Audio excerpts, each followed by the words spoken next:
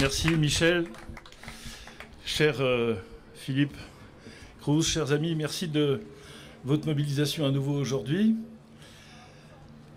L'heure est grave parce que petit à petit s'installe contre la volonté des peuples et dans un silence total quelque chose qui est amené à ressembler à une forme de dictature sanitaire.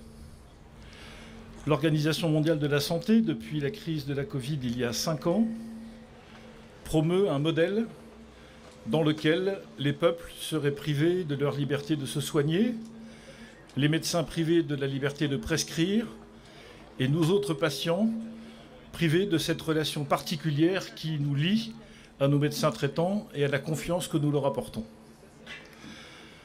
Jusqu'ici, l'OMS était une organisation qui était chargée de proposer aux États membres des protocoles de soins, des politiques de santé publique, des aides, des moyens pour faire en sorte que la santé des peuples moins favorisés dans le monde puisse petit à petit rejoindre le niveau des pays dans lesquels nous sommes et qui se portent mieux. Et l'OMS était une instance de coordination, elle se voulait être une organisation solidaire, venant en aide à toute l'humanité, avec un concours plus solidaire de ceux qui ont davantage de moyens, c'est-à-dire, grosso modo, les pays occidentaux. À l'occasion de cette crise sanitaire, elle a souhaité se donner les moyens de contraindre tous les pays du monde, d'engager, en cas de pandémie, des politiques qu'elle-même, l'OMS, déciderait seule, par-dessus les États, par-dessus les médecins, par-dessus les organisations universitaires, par-dessus les savants, par-dessus ceux qui savent, et en ayant le monopole total des décisions des politiques sanitaires conduites dans le monde entier pour lutter contre des pandémies.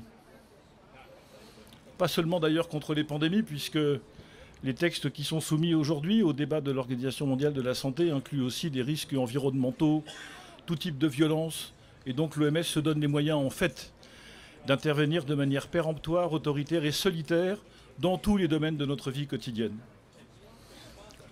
Que l'Organisation mondiale de la santé conseille les peuples et les États, elle est faite pour ça, c'est normal. Quelle est l'intention de prendre à sa charge l'intégralité des décisions, la définition des politiques publiques? Ça, c'est quelque chose que nous ne pouvons pas accepter. Alors, on pourrait, en allant un peu vite, condamner l'Organisation mondiale de la santé toute seule et dire, après tout, elle fait n'importe quoi. C'est un peu vrai, mais c'est rapide, et trop rapide. Les responsables sont les États membres, c'est-à-dire les représentants au sein de l'OMS de nos peuples qui acceptent sans rien dire d'être privés de leur pouvoir de décision et de leur pouvoir d'initiative. Donc nous avons raison de venir manifester ici, parce que c'est ici que ça se passe, mais n'oublions pas que le vrai combat est à mener dans chacun de nos pays respectifs, dans tous les États qui ont envoyé des représentants dans cette Assemblée pour déterminer ces nouveaux statuts. Et nous avons, comme le disait Philippe Cruz il y a quelques instants, encore quelques semaines pour alerter nos parlements respectifs qui ne sont pas informés de cette situation. Nos peuples respectifs qui ne le sont pas davantage. Nous sommes en France 2 partis politiques à avoir essayé d'alerter nos concitoyens, celui que j'ai l'honneur de présider, et puis les patriotes de Florian Philippot, que j'excuse ici, qui aurait volontiers été parmi nous aujourd'hui, mais qui est retenu à Paris à cause d'un agenda dense. Et nous sommes les 2 seuls partis politiques à avoir essayé de mener cette affaire dans le débat public. C'est à la fois un peu déprimant, mais ça nous oblige à redoubler d'énergie et à continuer de défendre ce que nous croyons être la liberté de notre peuple, la liberté de prescrire pour les médecins et la liberté de choisir notre santé pour nous, patients. C'est ça qui est en jeu. Ça ne sont pas seulement des relations entre les États, ça n'est pas seulement le poids des grands laboratoires pharmaceutiques, même si bien, tout le monde a compris que ces modifications ne sont faites que pour permettre aux laboratoires de vendre toujours davantage de vaccins et toujours davantage de médicaments. Ça n'est pas exactement ça ou pas seulement ça qui est en jeu. C'est notre santé individuelle. Ça nous touche personnellement. Et c'est la raison pour laquelle il est scandaleux que les peuples ne soient pas informés, que les parlements ne soient pas saisis et qu'un grand débat public dans le monde entier ne se tienne pas sur ces questions au moment même où ces modifications sont engagées. Donc mes amis, Philippe Cruz a tout dit tout à l'heure, je ne reviendrai pas sur la manière dont, comme d'habitude, au fond, Ces grandes organisations internationales qui veulent faire des modifications insupportables le font dans le dos des peuples, en méprisant absolument leur propre statut, en méprisant l'état du droit et en passant en force. Malheureusement, on commence à être habitué. Ah, ce n'est pas le système que je connaissais quand j'étais étudiant ou que j'ai fréquenté en étant parlementaire, où il y avait encore, il y a une quinzaine, vingtaine d'années, un peu davantage de respect du droit, un peu davantage de respect des formes. Mais aujourd'hui, ces grandes organisations qui devraient être les gardiens de nos libertés sont en fait leurs fossoyeurs. Et c'est ça que nous devons contester.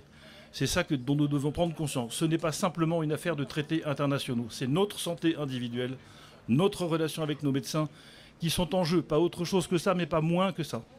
Donc nous avons le devoir de nous mobiliser pour faire connaître ces évolutions à nos concitoyens, faire comprendre ce qui se passe et faire en sorte que la liberté de se soigner, la liberté d'entretenir avec nos médecins ne soit plus simplement un vain mot, une liberté formelle, comme auraient dit les marxistes. Vous savez, dans la Constitution d'Allemagne de l'Est, il y a quelques années, il était écrit à l'article 6 que la liberté religieuse était garantie. Mais les églises étaient fermées.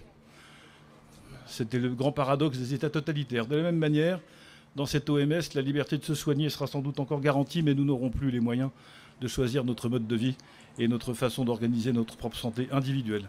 Voilà l'enjeu, voilà ce qui motive ma présence aujourd'hui parmi vous.